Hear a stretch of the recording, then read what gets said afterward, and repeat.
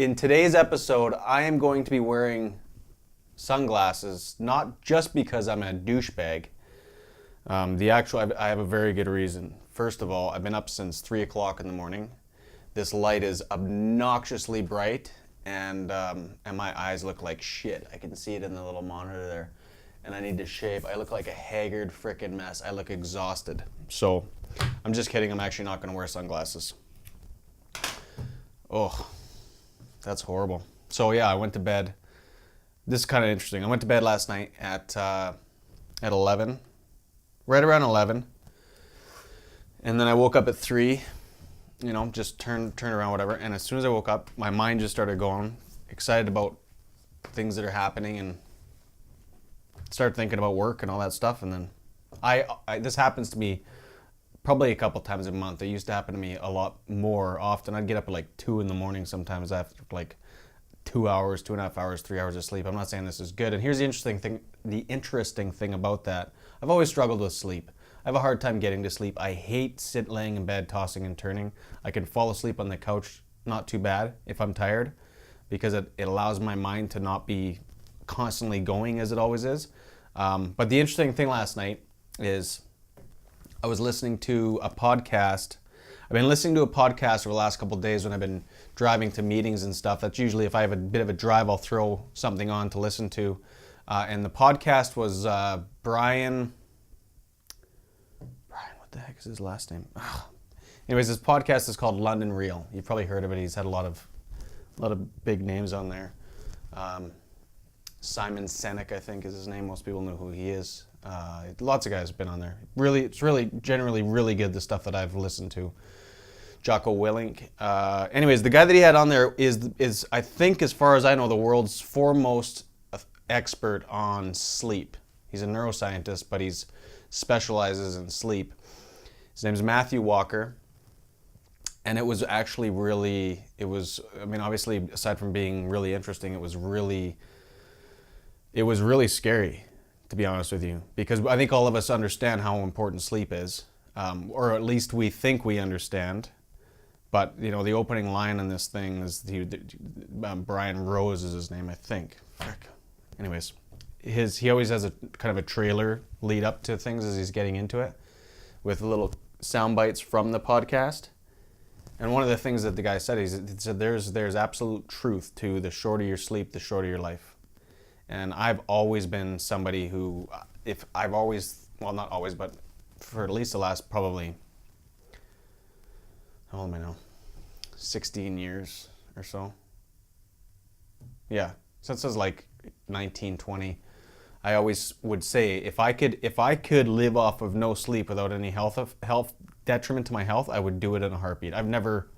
I love being productive. I love doing what I do, so I could do it all the time, every day, nonstop, without question. And so sleep to me was always just like, it pissed me off. It's a waste of my time.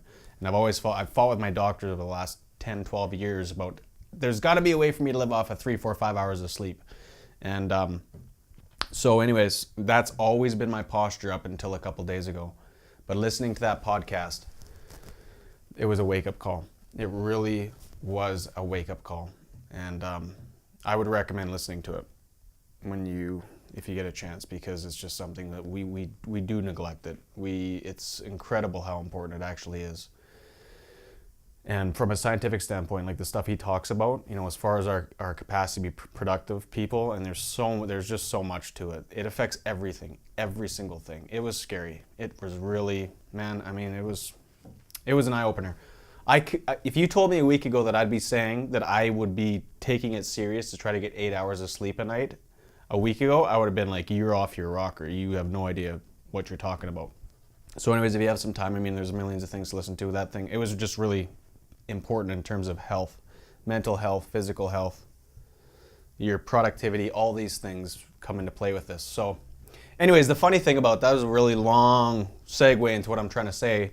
The funny thing about this is last night I was actually listening to him on Joe Rogan's podcast before I was going to sleep again, and it's like, and then what happens? I fall asleep decently, 10:30 or 11 o'clock. Probably by the time I fell asleep at about 11. I woke up at 2:58 in the morning was when I checked my clock. Turned around, I'm like, oh, I can tell I'm gonna have a hard time getting back to sleep if I get back to sleep. Check my clock, it's 2:58, which was it's 2:42 p.m. Pacific Standard Time, my time right now, so that was almost 12 hours ago. So I got into the office just after, right around 4. But I just thought it was interesting that's what I listened to before that. I have no idea if that's a benefit to you. That was quite the intro, 6 minutes of yapping about my story of sleep last night. So anyways, if I look like hell, look like a haggard pile of crap that just crawled out of a dumpster, no, I did not have a big night of partying last night. I had a big night of listening to a podcast about sleep, and here we are. So one of the things that I wanted to chat about today, just in reading through this, is the whole concept of experience, because I find some of the things I'm going to chat about here, some of the things that I'm going to read here, and maybe something intelligent might come out of my mouth from it. But it's really important to understand this. It was very helpful to me in my early process of transposing this. Was that even the right word? I have no idea. Of transposing, we'll just go with it, this content onto my real life experience, and the same will be true for you. So let's get into it. If you're following on this version, I can't find my new Psycho Cybernetics version. If you're going to buy it, I recommend getting it. Link is in the description. Yes, it's an affiliate link. I might get 17 cents. I don't really care. You can just go look it up. But the new Psycho Cybernetics is the one I recommend because it's been updated. There's a lot of really good updates in there. All right, so let's go. So on the preface, I think it's page 5, Roman numeral X, whatever it is. The self-image is changed for better or worse, not by intellect alone, nor by intellectual knowledge alone, but by experiencing.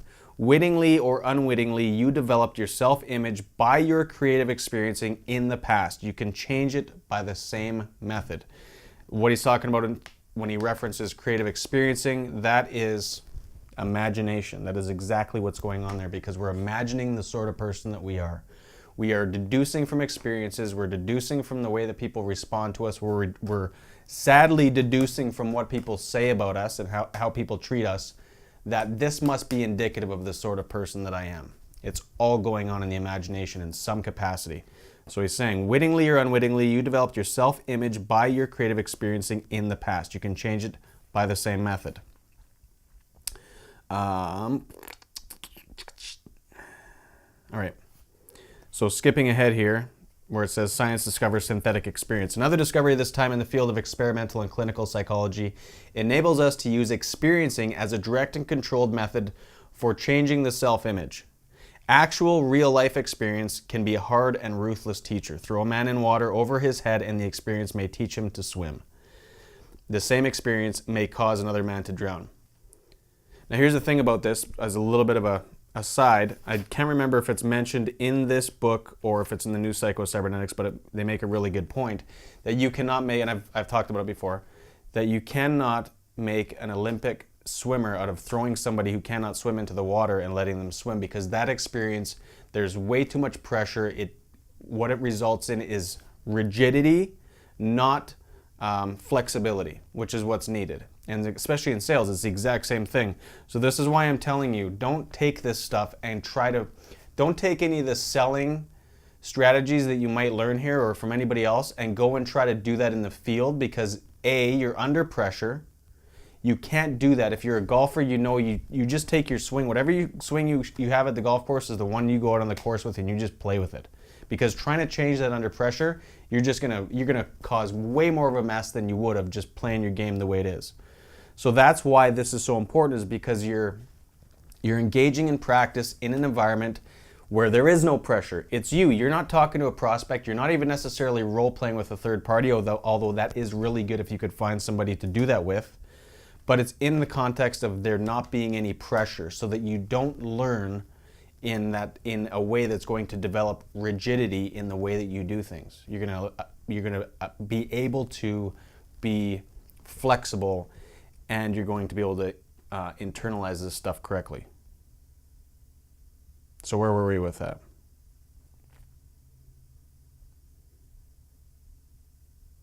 Oh yeah, because I was talking about the throw a man in water. So there he was saying, I think it's in the new one, you're talking about the concept that you cannot create an Olympic swimmer by that method. They have to learn in a environment where there isn't pressure and stress. And I believe it's the same with everything else. Okay, so skipping a little bit ahead here. For centuries, it has been recognized that nothing succeeds like success. We learn to function successfully by experiencing success. I thought that was a comma, just my messy underlining. We learn to function successfully by experiencing success. Memories of past successes act as built-in stored information, which gives us self-confidence for the present task. Do I stop here and elaborate on that, or do I carry on? I'm going to try to carry on, and hopefully this thing is working and I can remember. Okay, so let's just back up. Let's do that sentence over again. Memories of past successes act as built-in stored information, which gives us self-confidence for the present task. But how can a person draw upon memories of past successful experiences when he has experienced only failure? His plight is somewhat comparable to the young man who cannot secure a job because he has no experience and cannot acquire experience because he cannot get a job. That is exactly what it is that we're talking about. This dilemma was solved by another important discovery which, for all practical purposes, allows us to synthesize experience, to literally create experience and control it in the laboratory of our minds. Experimental and clinical psychologists have proved beyond a shadow of a doubt that the human nervous system cannot tell the difference between an actual experience and one that is imagined vividly and in detail. That is one of two, if not the single most important sentence, that last one, in this book for me.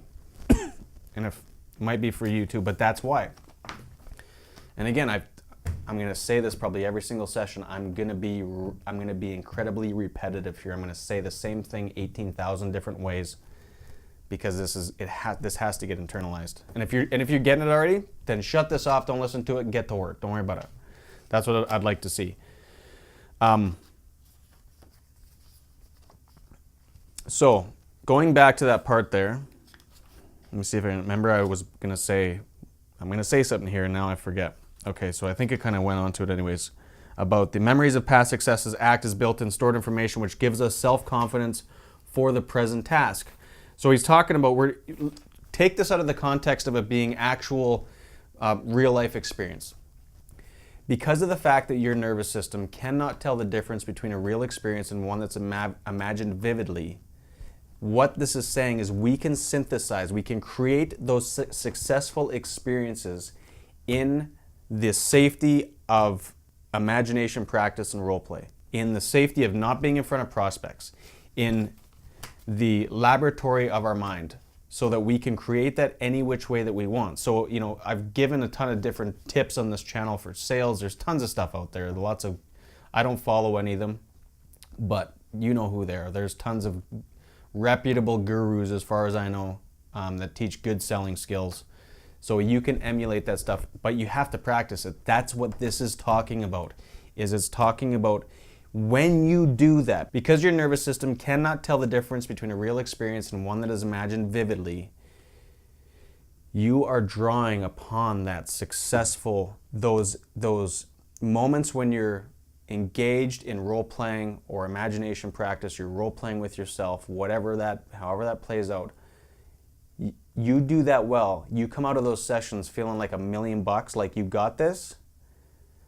That is recorded as a successful experience. So when you go into the actual battle, you are unconsciously or subconsciously or whatever, I'd have no idea what's happening from a psychological standpoint, but something is drawing upon those experiences to cause that to be the exact same way that you are going to perform in those moments. Is it hit home yet? That's the biggest thing I tell people all the time. The biggest single thing. Practice. Get the right stuff and then practice it and practice it and practice it and practice it and practice it over and over and over and over and over again. So many of you have like 45-minute, 1 hour, hour and a half long commutes to and from work. So you're in the car 2 to 3 hours a day. Stick your Bluetooth on. put your phone on your thing, and just sit there and go. Find the things that make sense to you in terms of, some of the tips that I've given on earlier videos. Map that onto your world. Practice that in the context of how things function when you're dealing with prospects. And practice that. Internalize those things. Get that to be your default mode so that when you sit down in front of somebody or you pick up the phone or you do whatever it is that you do when it comes to selling, you go into autopilot mode and it's drawing from those successful experiences. Because I'm going to tell you one thing, if it's not drawing from those successful experiences that you synthesize, it's going to draw from all the failure experiences that you have that A, you've synthesized, because we've gone through this, that you've created in your own mind, and B, that you've actually engaged in, because if you were doing so well, you wouldn't be here. So you have to internalize this stuff. You have to internalize this stuff. That is the absolute biggest piece of advice I can give anybody. I think next to, that's how you build the belief. But if you're not willing to do that, I would seriously question how much you actually want it. You might want it. You might want to want it. Let me rephrase that correctly. You might want to want that success. You might want to have that level of desire. But if you're not willing to put in the work and do these things, the chances that you actually want it are slim and none. Or that you want it bad enough that's going to cause you. Because when you want it bad enough, you just do it. There's no question about it. You just go and do it. So let me just make sure my camera's on, because I told you about my little problem the other day. It still happens. Oh, 17 minutes. It's at some point in the next 5 minutes, it's just randomly going to shut off without any indication to me, without any warning, without any beeping, without anything. Sony, come on! So, but that's also the thing.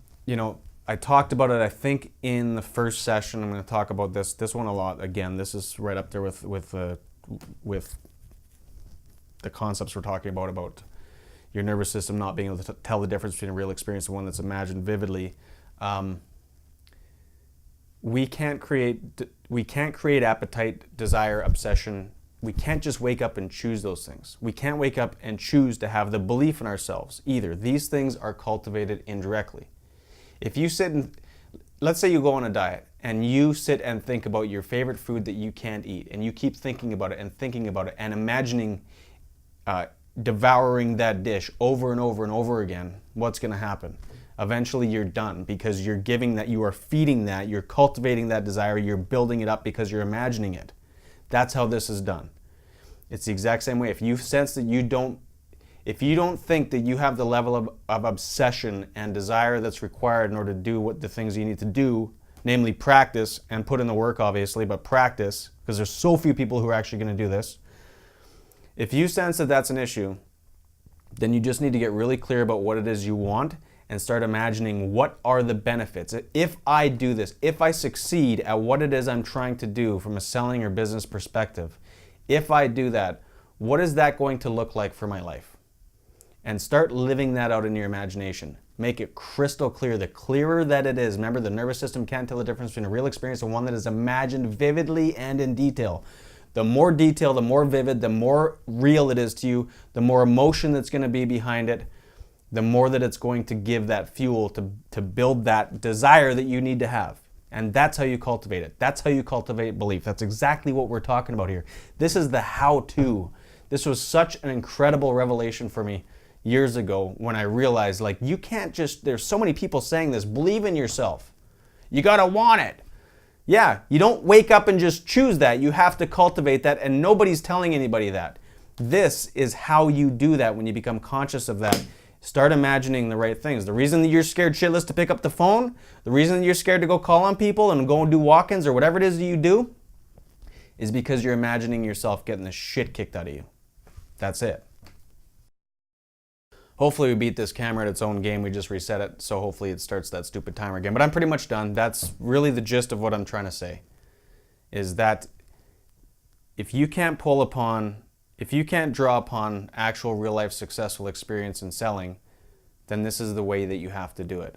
And if you've built up an incredibly huge inventory of losses because you haven't been doing very well at sales, and or you've been imagining yourself being a shitty salesperson and seeing yourself fail and seeing yourself act in all the ways we've talked about and all the ways you know what we're talking about, this is the only way that you change that. This is the only way that you start to build up a catalog, an inventory to draw upon of successful experiences that synthesize. Because here's the thing, you're not consciously doing it. When I started doing this and I started to change the way that I was communicating and selling and speaking in public and talking on camera, I wasn't consciously doing it. I was just starting to act out what I had practiced and internalized. That's it. That's it. Please tell me please tell me this, that you get this. Because I don't know how well I'm explaining this stuff. But if it's giving you that epiphany or light bulb or something's happening there, let me know. If it's not making any sense, let me know too, because I'm all over the place. Like I said, I've been up it's 2:59 right now. I've officially been up for 12 hours and 1 minute. So my brain is pretty much thoroughly compromised and dead right now. So if I'm all over the place, it's not your fault.